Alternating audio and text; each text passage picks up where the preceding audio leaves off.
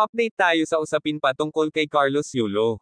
Sa naging pahayag ni Elizabeth Oropesa, kaugnay sa isyu ni Carlos Yulo, at ang ina nito, ay hindi maiwasang madamay, ang nakaraan ni Sara Geronimo dati, at ang kanyang ina, dahil sa pagkapareho ng kanilang sitwasyon, kaugnay sa kanilang mga magulang. Hindi maiwasan ng karamihan ang mapakomment na dapat tularan ni Carlos Yulo, si Sara Geronimo, na sa kabila ng lahat ng hamon, ay handang humingi ng tawad, sa kanyang magulang, at mga kapatid. Naalala ng mga netizen ang hidwaan ni Sara Geronimo at ang ina nito na si Mommy Divine, na kung saan patuloy pa rin ang kanyang pagsisikap na maayos ang kanilang relasyon bilang mag-ina. Opinyon din ng iba patungkol kay Sara Geronimo at Carlos Yulo.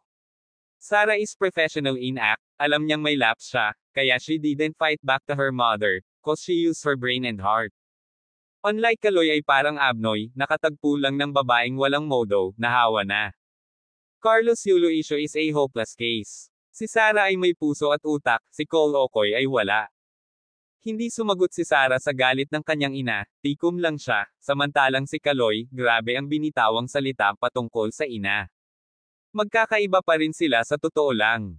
Napakabait ni Sara Geronimo, nagmahal lang siya pero pilit pa rin siyang nakikipagbati sa ina.